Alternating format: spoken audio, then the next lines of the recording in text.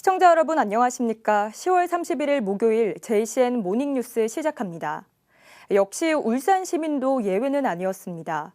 울산시가 시민의식 조사를 한 결과 울산 시민의 주요 생활 관심사는 경제와 돈이었습니다. 그리고 청년층에 대한 교육과 일자리가 늘어나기 시작하면서 청년층 인구 유출이 줄어들고 있다는 분석도 나왔습니다. 전우수 기자가 보도합니다. 울산 시민들의 일상생활에서 갖는 가장 많은 관심사는 무엇일까? 울산시가 시민의식을 파악하기 위해 올해도 사회조사를 실시하고 그 결과를 발표했습니다. 올해는 지난 4월 울산 지역 가구주와 15세 이상 가구원 등 시민 6,480여 명을 대상으로 시민의식을 조사했습니다. 올해 사회조사는 시민의 안전과 사회복지, 환경 등의 주요 관심사를 파악하여 분석을 진행했고 본 자료를 통해서 시민의 생활 실태와 의식 변화를 파악할 수 있어 정책 수립에 중요한 자료가 될 수 있을 것으로 보여집니다. 이번 조사에서는 삶의 질과 사회복지, 인구 유출 등 9개 부문 120개 항목을 취합해 분석했습니다. 울산 시민의 주요 생활 관심사는 경제가 응답자의 77.9%를 차지해 가장 많았습니다. 이어 건강이 67.2%, 다음으로 취미와 여가생활, 자녀 양육과 교육 순을 보였습니다. 연령별로는 10대는 학업과 진학이 1순위인 반면 20대에서 50대는 경제가 최대 관심사였고 60대 이상은 건강이라는 응답 비율이 높게 나타나 연령별 주요 관심사의 차이를 보였습니다. 19세 이상 미혼 남녀를 대상으로 결혼 계획이 있는지를 물었더니 31%가 있다고 답했습니다. 지난해 조사보다 4.7%포인트 증가한 겁니다. 노동 고용 분야에서 일하는 여성 비율이 낮은 이유를 물었습니다. 그 결과 건강상 이유가 26.1%로 가장 많았고 유아와 가사, 학교 재학 또는 진학이 다음 순을 보였습니다. 특히 육아와 가사로 인해 일을 하지 않는 30, 40대 여성 비율이 남성에 비해 월등히 높은 것으로 나타나 여성들이 일과 육아, 가사를 양립하는 것에 여전히 어려움이 많은 것으로 분석됐습니다. 베이비부머 세대에 대해 귀농 또는 기촌 계획이 있는가를 물었더니 80.4%가 계획이 없다고 답했습니다. 2년 전에 비해 12.4%포인트나 증가한 것으로 귀농 기촌 의사가 지속적으로 감소하고 있는 것으로 나타났습니다. 인구 유출 분야에서 17.4%가 다른 지역으로 이주할 계획이 있다고 답했습니다. 이주 이유는 구직과 취업, 직장 또는 사업장의 이전이 22.5%로 가장 높았고 다음으로 가족, 친구 등 지인이 없거나 문화와 여가 그리고 생활 편의시설 부족 때문이었습니다. 이번 조사에서는 특히 청년층에 대한 교육과 일자리가 늘어나기 시작하면서 청년층 인구 유출이 감소하고 있는 것으로 나타나 앞으로도 관련 정책의 지속적인 추진이 필요한 것으로 분석됐습니다. JCN 뉴스 전우수입니다. 경영권 분쟁을 벌이고 있는 고려아연이 2조 5천억 원 규모의 일반 공모 유상 증자에 나섭니다. 고려아연은 어제 서울 종로구 본사에서 임시 이사회를 열고 소각 대상인 자사주를 제외한 전체 발행 주식의 20%에 해당하는 보통주 373만 주를 주당 67만 원에 유상 증자한다고 밝혔습니다. 이에 대해 MBK 파트너스는 고려아연의 일반 공모 증자 계획은 기존 주주들과 시장 질서를 유린하는 범죄 행위라고 규탄했으며 전날 사상 최고가를 기록했던 고려아연 주가는 유상 증자 소식에 하루 만에 하한가로 떨어졌습니다.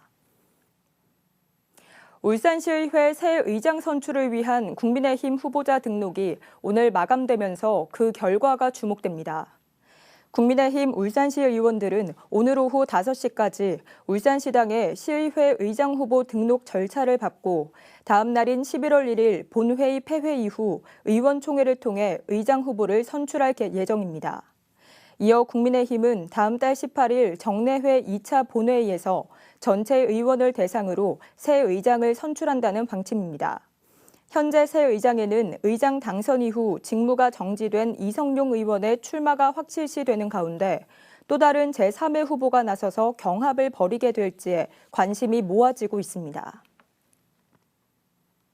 울산대학교가 글루컬대학 2차년도 지원금 100억 원을 확보했습니다. 울산대는 한국연구재단이 평가한 지난해 글로컬대학 1차년도 이행 점검에서 과제 대부분이 양호 평가를 받아 2차년도 지원금을 교부받았습니다. 울산대는 이번 이행 점검에서 모두 72개 과제를 수행하며 31건을 완료하고 31건은 추진 중, 5건은 미추진된 걸로 확인됐습니다. 울산시 개인택시 운송사업조합은 어제 오전 시청 프레스센터에서 기자회견을 갖고 택시요금 인상을 울산시에 요구했습니다. 이들은 전국 특광역시의 택시 기본요금은 4,800원인데 반해 울산시의 택시요금은 4,000원으로 전국 최하위에 있어 택시업계가 심각한 경영난으로 이어져 도산의 문턱에 와 있다며 기본요금 인상을 주장했습니다.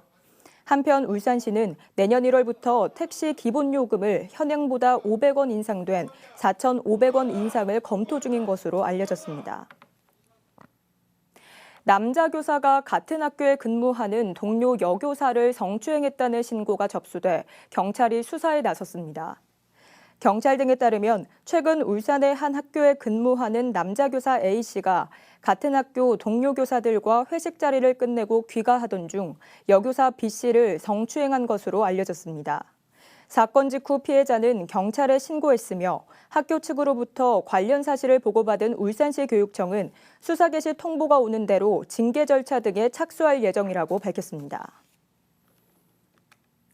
신세계가 중구 혁신도시에 복합 상업시설을 건립한다며 부지를 매입한 지 10년이 넘도록 아직 공터로 있어 시민들의 불만이 고조되고 있는데요. 지난해 사업 추진을 하겠다며 첫 행정 절차도 거쳤지만 아직 첫 삽도 뜨지 못하고 있습니다. 인근 부산과 비교되기도 하고 그래서 급기야 자존심이 상한 시민들이 건설을 촉구하는 시위를 벌였습니다. 박영훈 기자가 보도합니다. 울산 중구 우정 혁신도시에 위치한 신세계 복합개발부지. 신세계의 빠른 사업 착공을 촉구하기 위해 주민들이 한데 모였습니다.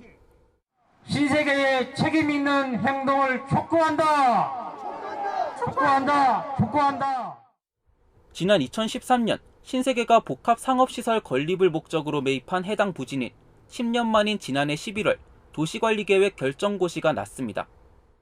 지난해 11월 신세계 부지에 대한 도시관리계획이 고시되면서 신세계가 본격적인 공사에 들어갈 수 있게 됐지만 1년이 지난 현재까지도 공사엔 아무런 진전이 없는 상황입니다. 신세계가 울산시의 건축 인허가를 접수해야 하는데 적절한 시점을 검토 중이라는 이유로 이를 계속 미루면서 결국 아직까지 첫 삽도 뜨지 못한 겁니다. 신세계 부지가 10여 년째 혁신도시 중심 공간을 차지하면서 다른 상업시설도 들어올 수 없게 되자 주민들의 불만은 이만저만이 아닙니다. 마트 하나 가려고 해도 차 타고 나가야 돼요. 그리고 여기가 울산 혁신도시가 지금 준공한 지는 2016년도에 조정을 했어요. 조정을 했는데 지금 아시다시피 지금 부지는 지금 그대로 방치되고 있잖아요. 신세계의 복합개발 사업 추진을 믿고 상가를 구입한 상가주들도 마찬가지입니다. 상가주들이 처음에 신세계를 들어온다 해서 샀는데 지금 금리도 올라가고 지금 경매로도 많이 나오고 상가주도 지금 피눈물 흘리고 있거든요. 선거 때만 이용하고 끝나면 땡이고 그런 정치인들은 이제 못 믿겠거든요. 신세계는 대규모 사업인 만큼 경제성과 타당성 등 다방면으로 건축 인허가 신청 시점을 아직 논의 중이라는 입장입니다. 사실 하루아침에 이게 개발이 그냥 순리대로 되는 건 아니니까요. 아시겠지만 재개발 재건축해도 지연이 많이 되잖아요. 일단 계속 검토를 하고 있는 단계로 알고 있어요. 울산 혁신도시 발전연합회는 올해까지 신세계가 건축 인허가를 접수하지 않을 경우 향후 대규모 집회를 이어나갈 계획이라고 밝혔습니다. 우정 혁신도시의 신세계 복합개발 사업이 계속 제자리 걸음을 걸으면서 주민들의 불만은 점점 커지고 있습니다. JCN 뉴스 박영훈입니다. 국민의힘 김기현 의원은 어제 국민의힘 울산시당이 주관하는 한국여성정치대학에 참석해 시민복지와 편의를 위해 새로운 점프를 하자는 내용의 특강을 했습니다. 김 의원은 울산의 신퀀텀 점프라는 주제의 이 특강에서 올해 역대 최대 예산 반영으로 울산이 비약적인 성장, 1차 퀀텀 점프를 했으며 이제 교통과 의료, 교육, 복지 등 신퀀텀 점프를 할 때라고 강조했습니다. 김 의원은 책임 있는 정치인으로서 울산의 신퀀텀 점프를 위해 최선을 다하겠다고 말했습니다. 진보당 윤종우 국회의원은 어제 국회 정론관에서 기자회견을 갖고 대규모 세입 결손을 추가 경정예산 편성 사유에 포함하는 국가재정법 개정안을 발의한다고 밝혔습니다. 윤 의원은 이번 국가재정법 개정안이 통과되면 세수 결손에 대한 정부의 임의적 대응을 줄이고 국회의 심의 의결권을 통해 재정 운용에 대한 민주성과 절차적 정당성을 제고할 것으로 기대된다고 말했습니다. 올해 울산공업축제 먹거리 쉼터 운영에 참여했던 민간단체들이 어제 시청 대회의실에서 축제 수익금 4,800만 원을 대한적십자 울산지사에 전달했습니다. 이번 먹거리 쉼터에는 오도향후회와 새마을부녀회, 국제로타리, 라이온스, 한국자유총연맹 등 모두 13개 비영리 민간단체가 참여했습니다. 전달된 성금은 울산 지역의 어려운 이웃을 위한 쌀과 난방유 지원, 취약계층 주거 환경 개선 등에 활용될 예정입니다. 오는 2026년 3월에 재개교를 앞둔 3일 여자고등학교가 개교 연기를 검토 중인 것으로 나타났습니다. 지난해 졸업식을 끝으로 휴교 중인 3일여고는 지난 2020년 교육부의 건물 안전진단 결과 붕괴 위험 수준인 D등급을 받고 개축공사 이후 남녀공학으로 전환해 오는 2026년 개교를 앞두고 있었습니다. 하지만 계획했던 콘크리트 구조 공법으로 공사를 진행하면 완공이 늦어질 걸로 예상되면서 교육청은 개교 연기를 검토 중이라고 밝혔습니다. 울산시가 내년 하반기에 열리는 울산공업축제에 맞춰 현재 국내 노선만 운행 중인 울산공항의 국제노선 부정기편 취항을 추진합니다. 이번 국제노선 부정기편 취항은 중국, 일본 등 해외 우호도시 방문단의 원활한 입국을 돕고 내외국인 관광객을 유치하기 위해서입니다. 울산시 관계자는 울산공항에서 국제노선이 취항하려면 국토부 심의가 필요해 절차를 거쳐 내년 상반기부터 본격적으로 추진할 계획이라고 밝혔습니다. 취업을 미끼로 지인들로부터 수억 원을 가로챈 울산의 한 대기업 노조 간부 출신 60대 남성이 구속됐습니다. 이 남성은 피해자 3명에게서 5억 원가량의 돈을 가로챘는데요. 자신이 인사팀 직원들을 잘 안다며 직접 회사에 데려오기까지 하는 등 의심을 피했습니다. 라경훈 기자가 보도합니다. 울산의 한 대기업 인사팀 번호로 날아온 한 통의 문자 메시지입니다. 신입사원에게 사원증과 회사 유니폼을 줄 테니 지정된 시간과 장소로 나오라는 내용입니다. 이어지는 또 다른 안내 문자에는 신입사원 교육 날짜와 시간을 공지하지만 날짜가 가까워질 때마다 일정은 여러 차례 미뤄지기 일쑤입니다. 하지만 이 문자들 모두 대기업을 사칭한 허위 문자.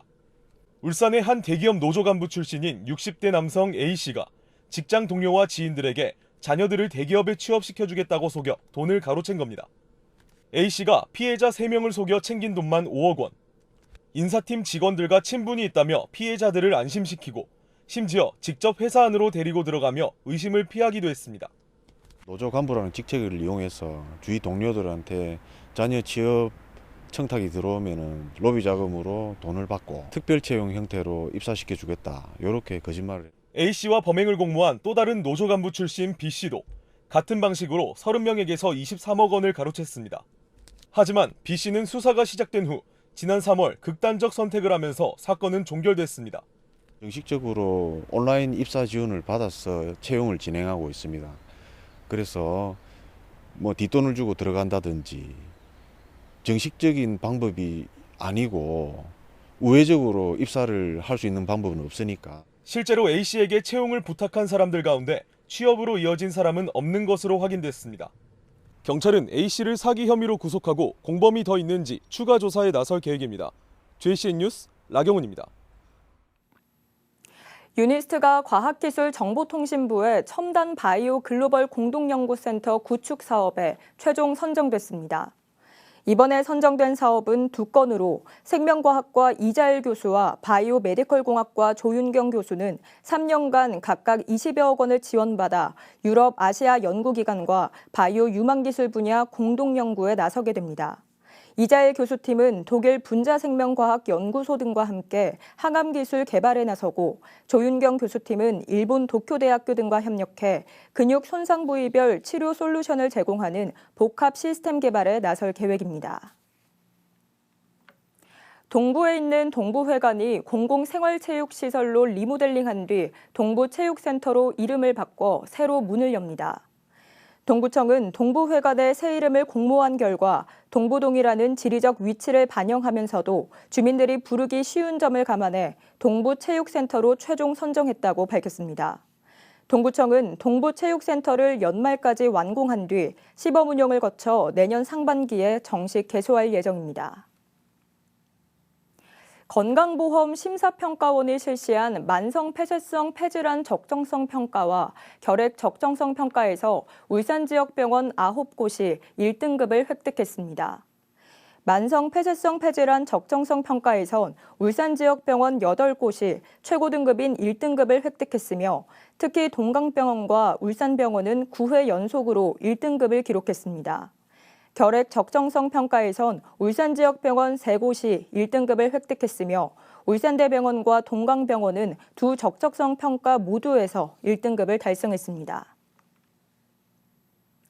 울산시립미술관은 세계적인 융복합 미디어 작가 문경원, 전준호가 함께하는 기획전시 팬텀 가든을 내년 3월 23일까지 매체예술 전용관에서 전시합니다. 두 작가는 지난 2009년부터 공동 작업을 통해 예술의 사회적 기능은 무엇인가라는 근본적인 질문에 대한 답을 찾아 나가는 과정을 작업화하고 있습니다. 특히 이번 기획전에서는 인류가 직면하고 있는 기후위기 문제와 관련해 지구의 환경 변화와 다양한 생명들의 모습을 추상적이면서도 섬세한 영상미로 그려내고 있습니다. 울산경찰청은 어제 화물차 교통사고 예방을 위한 간담회를 열었습니다. 이 자리에는 화물협회와 화물공제조합, 교통공단 관계자 등이 참석해 화물차 교통사고 현황을 공유하고 사각지대 안전장비 설치와 정기점검 강화 등에 대해 논의했습니다. 한편 올 들어 10월 말까지 울산에서 발생한 화물차 교통사고 사망자는 10명으로 전년 동월 대비 66.7% 증가했고 교통사고 100건당 사망자 비율을 나타내는 치사율도 화물차는 2.9명, 이륜차 1.6명 등으로 화물차가 가장 높은 것으로 분석됐습니다. JCN 모닝뉴스를 마칩니다. 함께해 주신 여러분 고맙습니다.